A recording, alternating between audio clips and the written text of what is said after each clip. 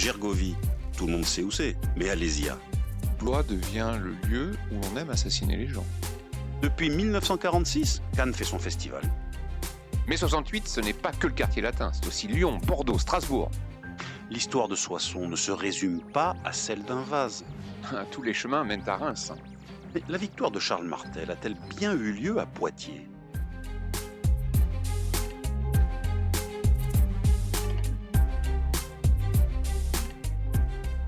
Grande date de nos régions, une émission animée par Éric Labaille et Cédric Delaunay. Un podcast ici en région.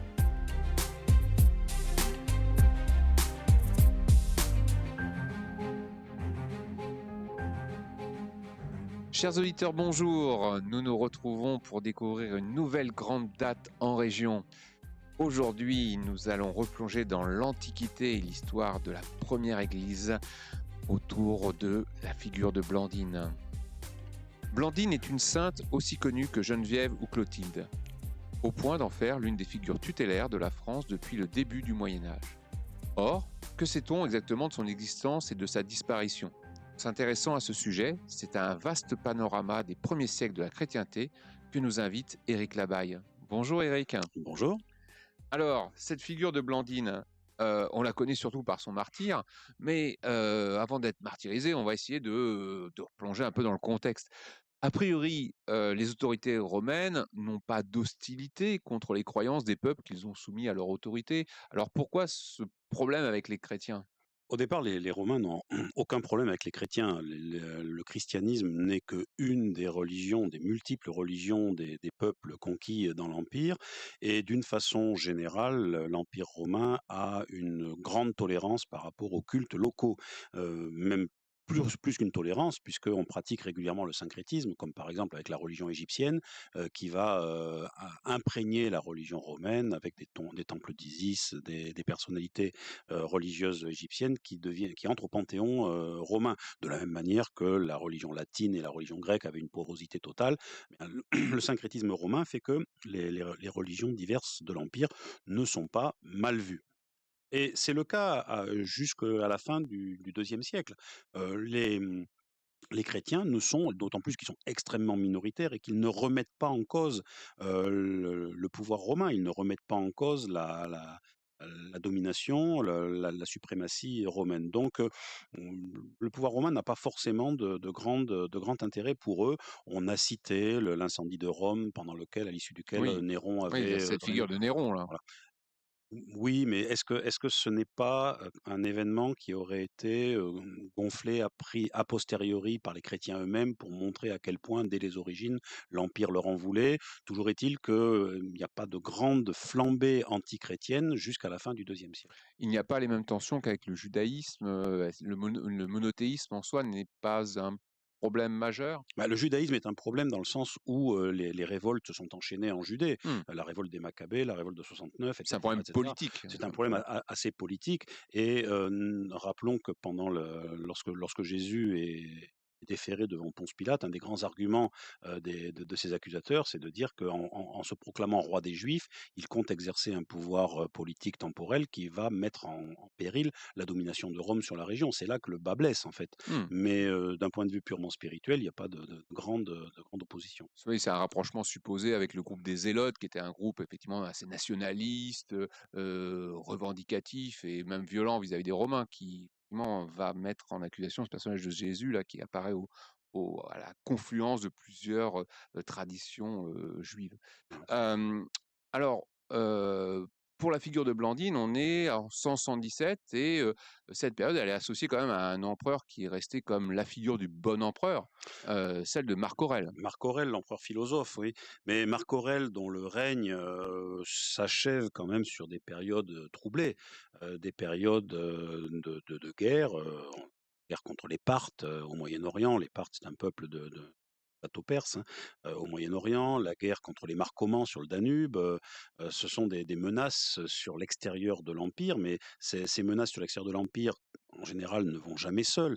Elles s'ajoutent à une épidémie de peste, à des révoltes locales, notamment le gouverneur de Syrie, Cassius, qui se révolte contre l'Empire.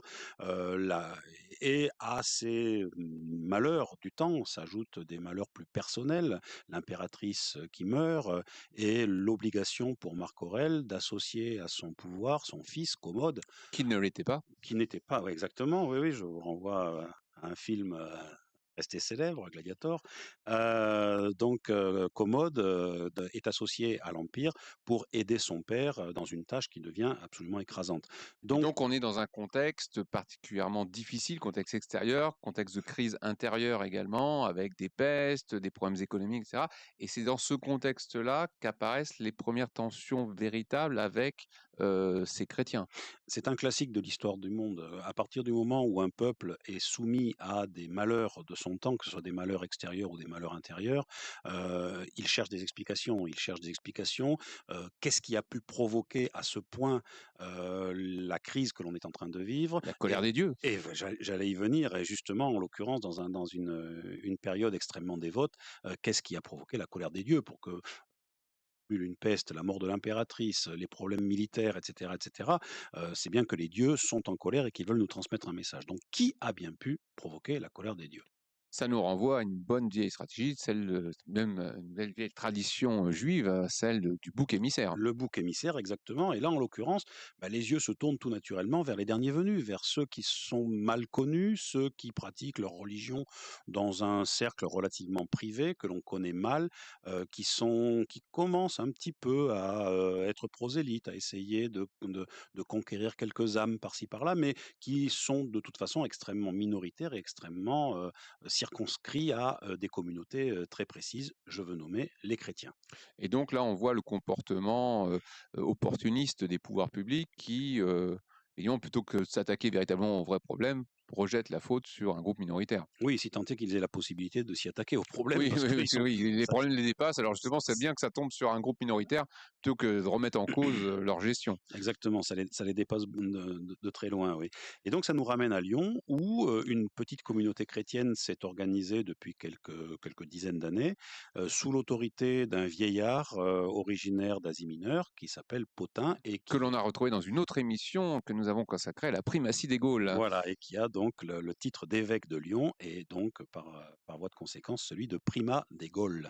Et donc, Pothin va mourir dans ces persécutions du printemps 177, mais c'est une figure féminine qui émerge de ces persécutions, c'est la figure de Blandine. Alors, qu'est-ce que l'on sait de Blandine ou qu'est-ce que l'on ne sait pas, ou en quoi cette figure a été, on va dire, entourée d'un certain nombre de légendes?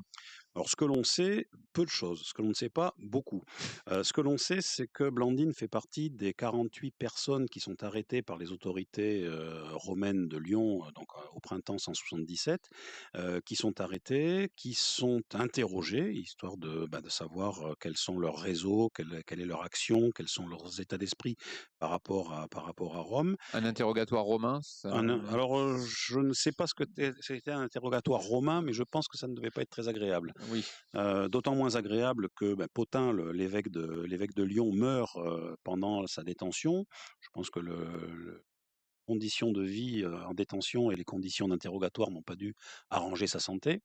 Et que donc Blandine est l'une des 47 autres personnes arrêtées en même temps que lui.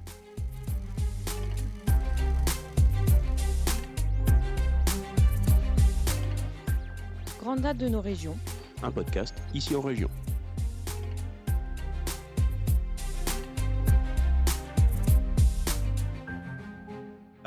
Blandine, qui est-elle? Alors Blandine, suivant les textes, suivant les traditions, elle change du tout au tout. Pour certains, ce qui est la tradition la plus habituelle, c'est une jeune fille d'une quinzaine d'années qui serait plus ou moins une servante, une jeune fille attachée de maison. D'autres sources nous présentent une femme mûre, une femme d'une quarantaine d'années qui serait esclave et là aussi servante. On s'accorde un petit peu sur le fait que ce soit une servante, mais après pour l'âge, je ne peux pas trancher entre les deux sources. Ce qui semble attester, c'est qu'elle soit originaire d'Orient et qu'elle soit arrivée à Lyon en même temps que l'évêque Pothin.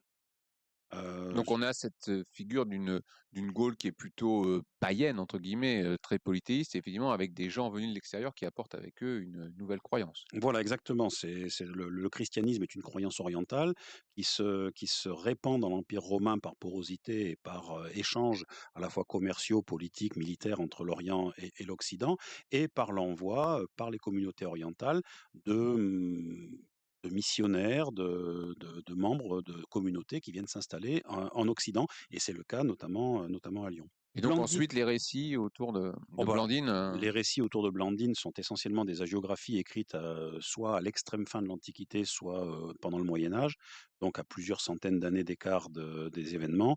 Je vous mets au défi aujourd'hui, sans avoir de source, de me raconter ce qui s'est passé il y a 300 ans.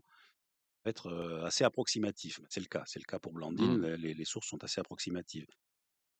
Il semblerait que parmi les membres de la communauté, donc il y ait l'évêque Pothin, mais il y a également son frère, Ponticus.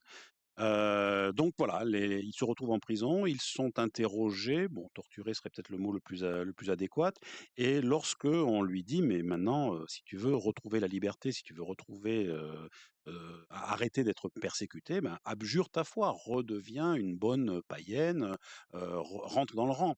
Et ce à quoi Blandine aurait répondu à plusieurs reprises, mais d'une façon, quasiment obsessionnelle: «Je suis chrétienne et nous ne faisons aucun mal».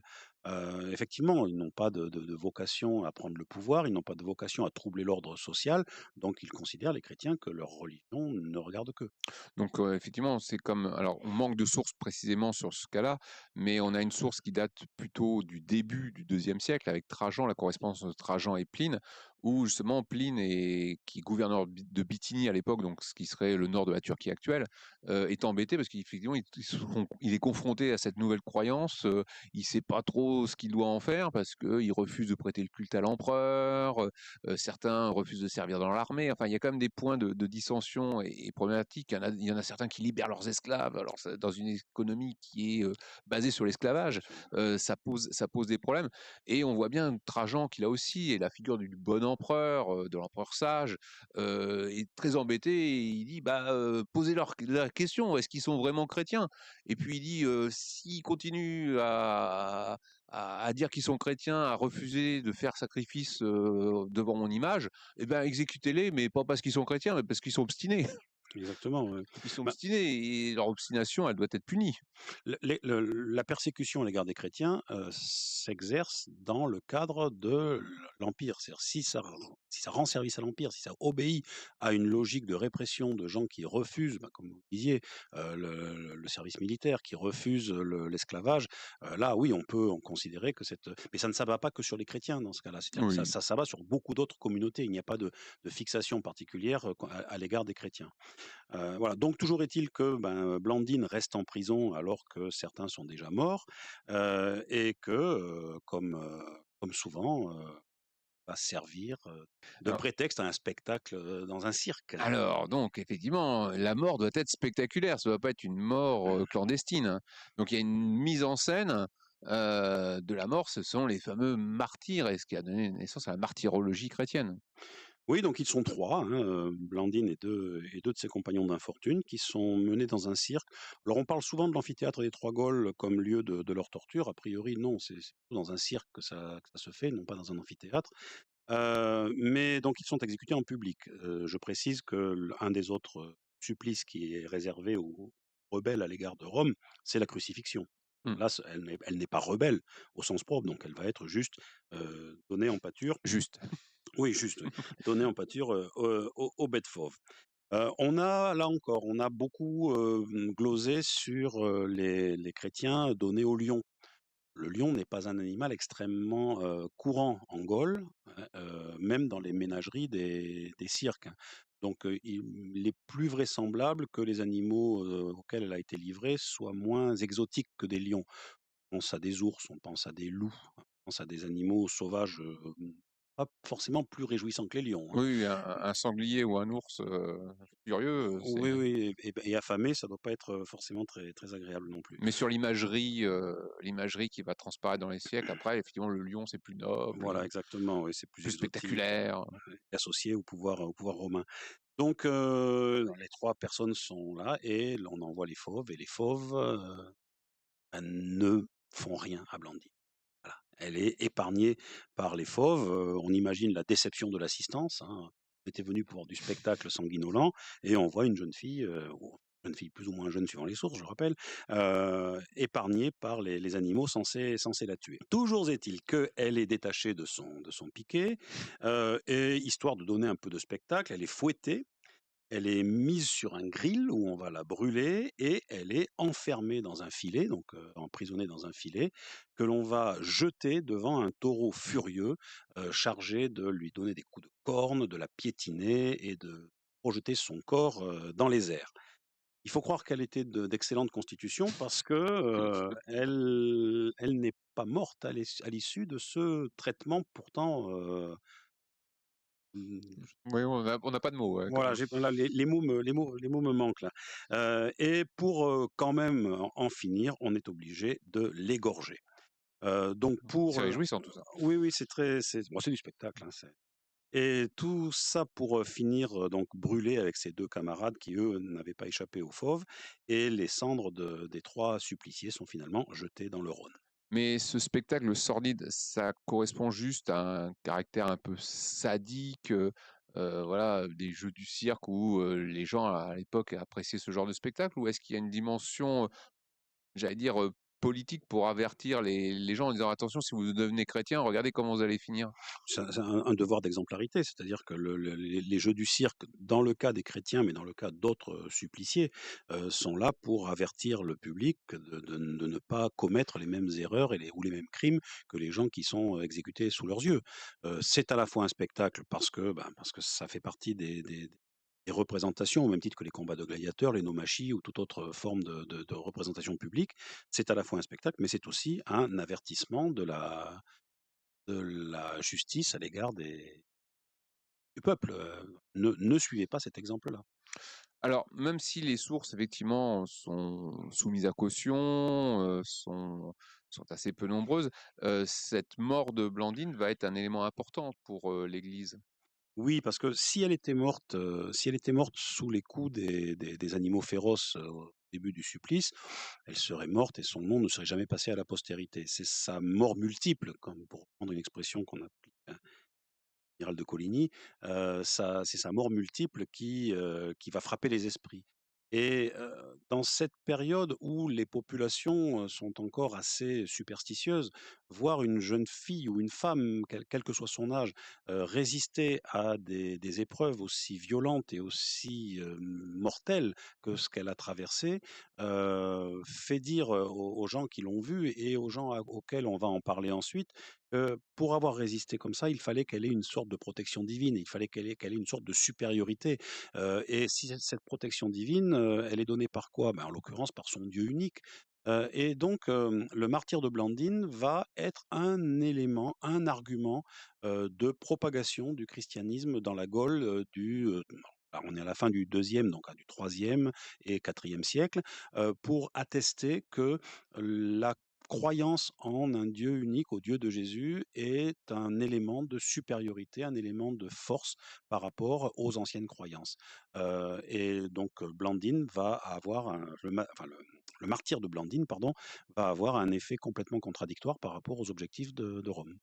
Donc c'est un élément d'ancrage de ce premier christianisme en Gaule, bien avant, j'allais dire l'épanouissement, du christianisme tel qu'on le connaîtra, à la fin du IVe siècle, notamment avec la figure de Martin. Mais c'est extrêmement complémentaire, hein, des gens comme Martin sont des personnes qui vont structurer l'Église, qui vont s'adresser beaucoup aux élites. Les martyrs, à l'exemple de Blandine, vont s'adresser aussi au peuple, à la base et créer, véhiculer un imaginaire. Vous parliez tout à l'heure de martyrologie, cet imaginaire-là va être puissant pour pouvoir, convaincre des gens qui jusqu'à présent étaient des païens convaincus que cette nouvelle religion pouvait présenter un intérêt.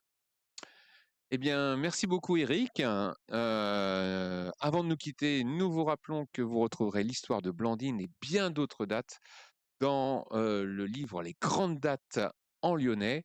Vous retrouverez ce livre chez votre libraire préféré et dans tous les points presse. Merci Eric. Merci à vous. Au revoir. Retrouvez tous nos podcasts, livres, articles et vidéos sur notre site internet icienregion.fr.